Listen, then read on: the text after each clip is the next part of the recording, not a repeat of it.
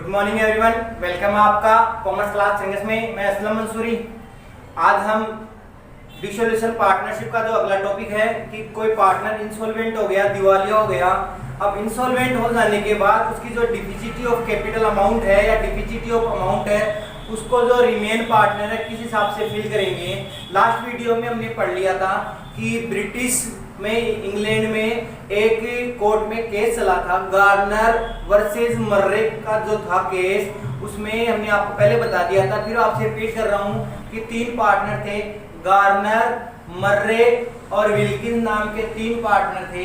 ये ब्रिटिश राज्य में थे, इंग्लैंड में अपना बिजनेस कर रहे थे, लेकिन वहाँ पे विल्किंस जो पार्टनर था, थर्ड पार्टी था विल्किंस, वो क्या हो गया, वहाँ पे डिसोल्यूट हो गया, इंसॉल्वेंट हो गया, फर्म का क्या कर दिया गया, डिसोल्यूशन कर दिया गया। अब बात यहाँ पे ये आके अटक रही है कि जो विल्किंस का लॉस था, कैपिटल का लॉस था, जो रियलाइजेशन का जो लॉस था, उसको रिमेन पार्टनर किस रेशियो में बोर्न कर रहे थे, किस रेशियो में अपने आप में डिस्ट्रीब्यूट कर रहे थे। यहाँ पे ये सिचुएशन आ गई कि जो लॉस को बोर्न कर रहे थे वो शेयर रेशियो था, जो प्रॉफिट शेयरिंग रेशियो था उसमें बोर्न किया जाएगा या कैपिटल रेशियो था उसमें बोर्न किया जाएगा। आज हम उसके बारे में डिस्कस करेंगे। तो चलते हैं, हमारा जो था facts of Garner versus Murray case, कि गार्नर और मर्रे केस के जो हमारे पास पहलू आए, जो उसके रिजल्ट आए वो क्या थे। तो पहले हम उस चीज को पढ़ते हैं कि गार्नर, मर्रे और विल्किंस थे क्या, कहाँ पार्टनरशिप चल रही थी और उनका लॉस कितने पाउंड का या कितनी अमाउंट का था। तो पढ़ रहे हैं, Garner, Murray and Wilkins were partner. वही बात आ गई, तीन पार्टनर थे और उनका जो रेशियो क्या था, हमारे सामने उनका रेशियो क्या था, इक्वल रेशियो था, 1:1। ये उनका तीनों का रेशियो था। The dissolution of the firm took place on 30 जून 1900 में, यानी 30 जून 1900 को उसका फर्म का क्या हो गया, डिसोल्यूशन हो गया। आगे चलते हैं, असेट्स को सेल आउट कर दिया, असेट्स को सेल आउट कर दिया और जो लायबिलिटी थी, जो क्रेडिट था, उसको क्या कर दिया, पेमेंट कर दिया। ध्यान देना, गार्नर, मर्रे और विल्किंस तीन पार्टनर थे। 30 जून 1900 को, 30 जून 1900 को फर्म का डिसोल्यूशन कर दिया, असेट्स को सेल आउट कर दिया, लायबिलिटी को पे आउट कर दिया। उसके बाद में जो फर्म की जो पोजीशन थी, उस पोजीशन को यहाँ शो किया हुआ है कि किस पोजीशन पे थे फर्म।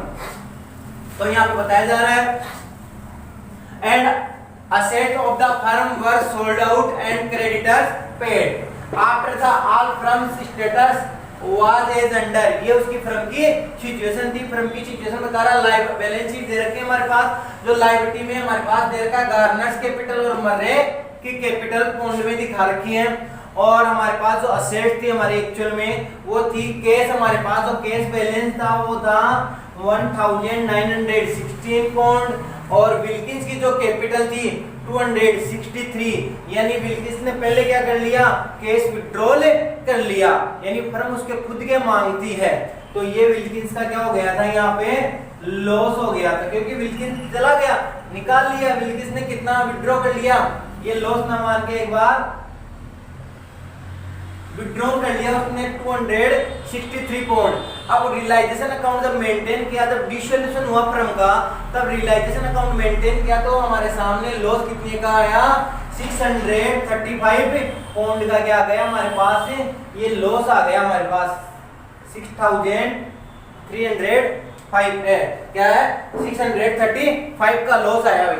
आगे चलते हैं, विल्किंस वाज डिक्लेयर इंसॉल्वेंट। बात वही आ गई, विल्किंस क्या हो गया, इंसॉल्वेंट हो गया, क्योंकि विल्किंस फर्म विल्किंस के कितना मांगती है, 263 पाउंड तो एक मांगती है, और जो रियलाइजेशन का लॉस आया था 635, उसमें उसका पार्ट भी इसको यहाँ पे गिव करना पड़ेगा, पर गिव नहीं कर पा रहा क्योंकि ये डिक्लेयर हो गया, क्या हो गया, इंसॉल्वेंट हो गया, बर्बाद हो गया।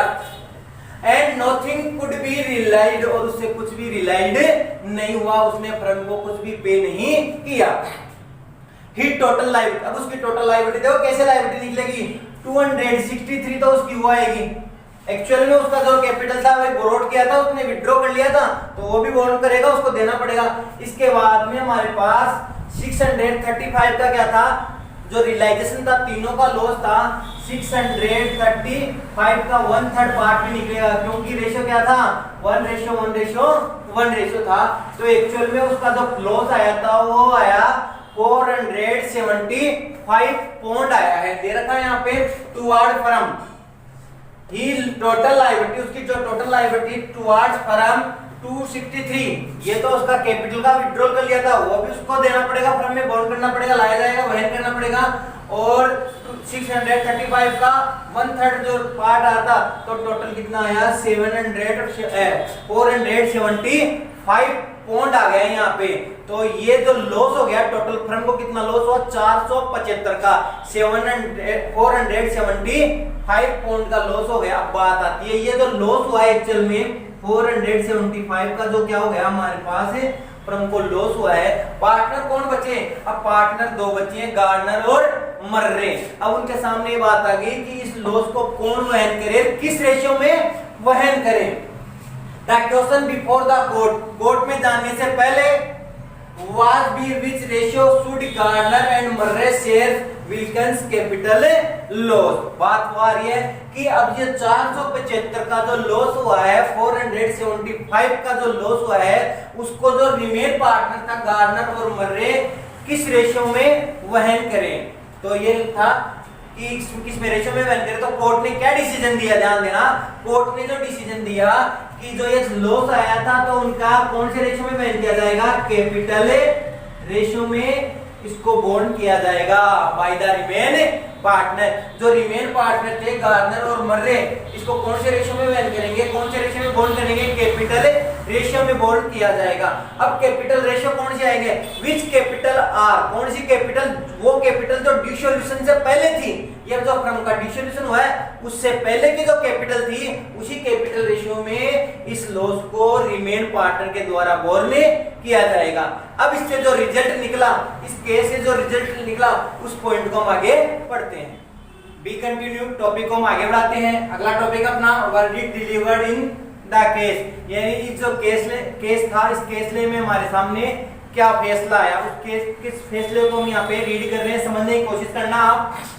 इट वाज प्रोनाउंस्ड यानी उच्चारित किया गया है यानी स्पष्ट किया गया द इंसॉल्वेंट पार्टनर, जो इंसॉल्वेंट पार्टनर है deficiency of capital shall be borne by the remaining partners in the capital ratio showing in the balance sheet made prior to dissolution of the firm।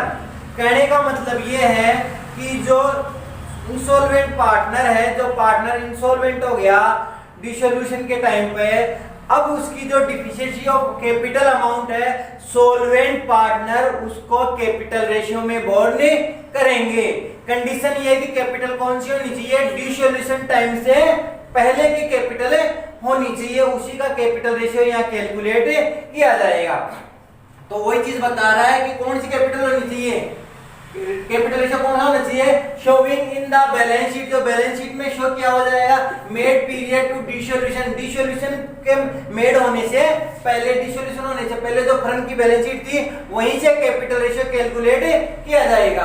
आगे है the verdict was, जो फैसला आया based on the principal, इस principal पे जो फैसला आया था that the loss arising out of insolvency, यानी इंसॉल्वेंसी होने पर जो लॉस आया यानी डिसोल्यूशन पे जो लॉस आया of the partner is different from the business loss. ध्यान देना, आपके सामने एक तो आ रहा है बिजनेस लॉस, ये बिजनेस लॉस, और एक लॉस आ रहा है loss arising out of insolvency. ये दोनों लॉस क्या है, आपस में डिफरेंट है। अगर बिजनेस लॉस होता है तो जो प्रॉफिट शेयरिंग रेशियो दिया होता है उसी में कैलकुलेट होता है, क्योंकि बिजनेस लॉस बिजनेस की एक्टिविटीज के कारण ही होता है। अगर बिजनेस में हम काम कम करेंगे तो हमें प्रॉफिट कम होगा यानी लॉस की ओर होगा, और बिजनेस में हम एक्टिविटी ज्यादा करेंगे, काम के आगे करेंगे, आगे चल के ज्यादा करेंगे, एक्टिविटी रखेंगे बिजनेस में, तो बिजनेस में लॉस होने की संभावना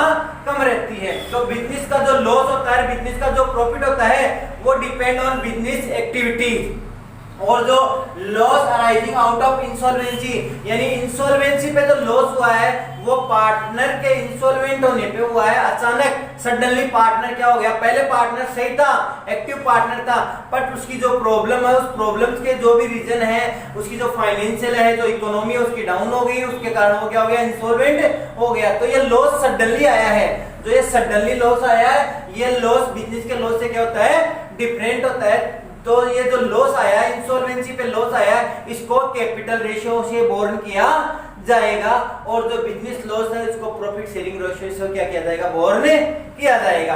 अब आगे चलते हैं, एक्सप्लेनेशन ऑफ वर्डिक्ट, यानी जो ये फैसला आया है इसका एक्सप्लेनेशन क्या है, स्पष्टीकरण क्या है, क्या क्या इस फैसले पे हमें काम करना है।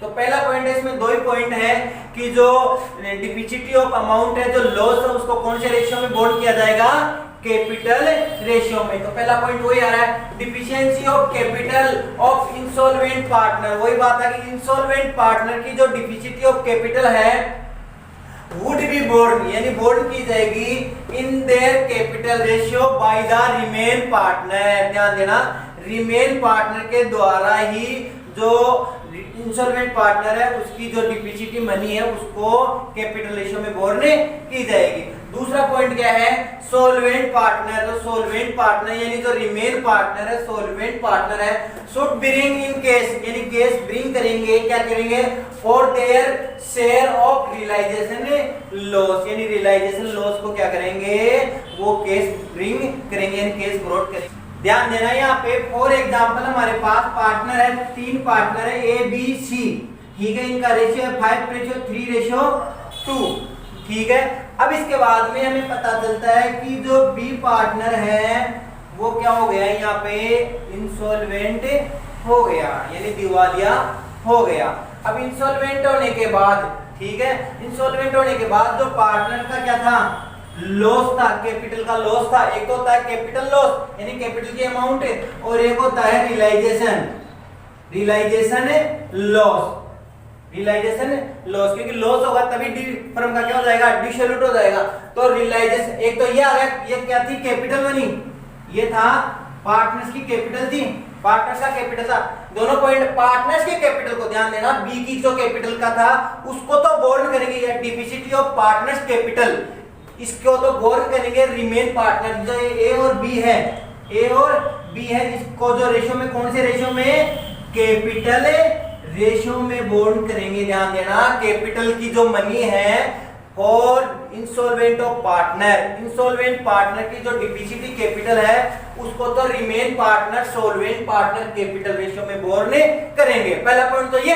दूसरा पॉइंट क्या है, हमने क्या मेड किया यहाँ पे, रियलाइजेशन अकाउंट प्रिपेयर किया या मेड किया, बनाया रियलाइजेशन अकाउंट। इस पे जो लॉस आया है, इस पे जो लॉस आया है, इसको जो सोल्वेंट पार्टनर है, सोल्वेंट पार्टनर भी कौन हुआ है यहाँ पे, ए और बी सोल्वेंट हुआ है, इस लॉस को वो क्या करेंगे, केस ब्रॉट करेंगे बिजनेस में, यहाँ पे बिजनेस में केस ब्रॉट किया जाएगा।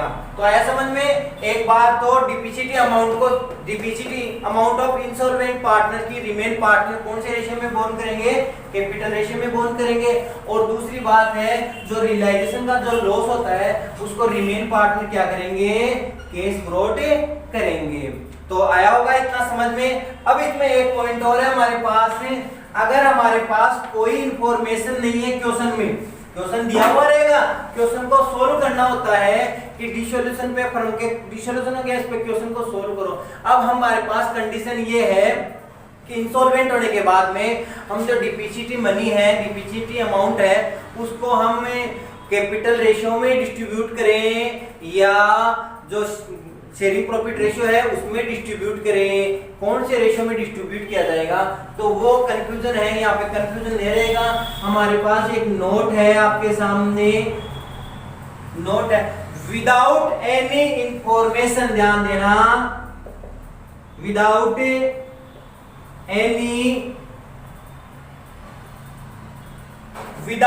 एनी इंफॉर्मेशन द क्वेश्चन,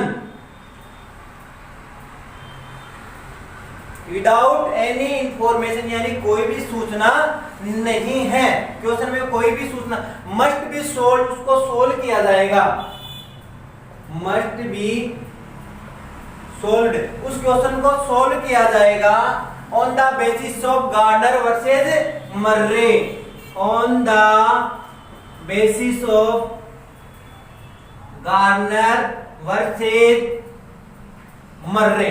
ध्यान देना, without any information of the question must be solved on the basis of Garner versus Murray. यानी क्वेश्चन दिया हुआ है आपके पास, क्वेश्चन में कोई इंफॉर्मेशन नहीं कि क्वेश्चन को किस हिसाब से सोल्व करना है, ठीक है, कोई इंफॉर्मेशन नहीं है तो उस क्वेश्चन को इस हिसाब से सोल्व किया जाएगा। यानी कोई इंफॉर्मेशन नहीं होती है तो गार्नर वर्सेस मर्रे का रूल लागू होगा, और रूल लागू होता है, रूल जब एप्लीकेबल है, लागू हो रहा है, तो इंसॉल्वेंट पार्टनर की डिपॉजिट अमाउंट को बोर्ड करेंगे कैपिटल रेशियो में, और रियलाइजेशन के लॉस को क्या करेंगे, कैसे ब्रॉड करेंगे। ध्यान देना यहाँ पे, आप अगर आपके पास क्वेश्चन में कोई इंफॉर्मेशन नहीं है तो गार्नर वर्सेस मर्रे रूल को फॉलो करना होगा, और गार्नर और वर्सेस मर्रे रूल को जब फॉलो किया जाएगा तो डिविजिबल अमाउंट को कैपिटल रेशियो में बोर्ड किया जाएगा और रियलाइजेशन लॉस को कैश में ब्रॉड किया जाएगा। बट इंडियन पार्टनरशिप एक्ट 1932, भारतीय साझेदारी अधिनियम 1932 में ऐसा कोई प्रावधान, ऐसा कोई प्रोविजन अभी तक नहीं है। तो उसमें क्या किया गया है, कोई भी इंफॉर्मेशन नहीं दी होती क्वेश्चन में, तो जो लॉस होता है या डिपॉजिट अमाउंट होती है उसको प्रॉफिट शेयरिंग रेशियो में ही क्या किया गया है, डिस्ट्रीब्यूट किया गया है। इस बात का ध्यान रखोगे, अगर आपको इंडियन पार्टनरशिप एक्ट 1932 के अकॉर्डिंग क्वेश्चन को सोल्व करना है, तो अगर रूल एप्लीकेबल हो, ध्यान देना, according to Indian Partnership Act 1932 question are solved, आप पार्टनरशिप एक्ट के तहत क्वेश्चन को सोल्व कर रहे हो, तो अगर रूल एप्लीकेबल है वहां पे तो ही गार्नर वर्सेस मर्रे रूल एप्लीकेबल होगा, ये दोनों पॉइंट फॉलो किए जाएंगे। अगर वहां पे रूल एप्लीकेबल नहीं है, कोई भी इंफॉर्मेशन नहीं है रूल के लिए, तो आप जो डिपॉजिट अमाउंट है और रियलाइजेशन का जो लॉस है उसके लिए कोई भी चीज नहीं करोगे, और सिर्फ डिपॉजिट जो अमाउंट है उसको प्रॉफिट शेयरिंग रेशियो में डिस्ट्रीब्यूट करोगे या बोन करेंगे रिमेन पार्टनर के द्वारा, according to Indian Partnership Act 1932। तो आई होप आज का ये टॉपिक आपको अच्छी तरीके से समझ में आएगा। जो भी आपके डिफिकल्ट पॉइंट लगता है उसको आप बार बार रिपीट करो, बार बार समझने की करो। इससे रिलेटेड हम न्यूमेरिकल क्वेश्चन आपको अगले वीडियो में लाएंगे, तब तक आप इसको पढ़ें। Thank you so much.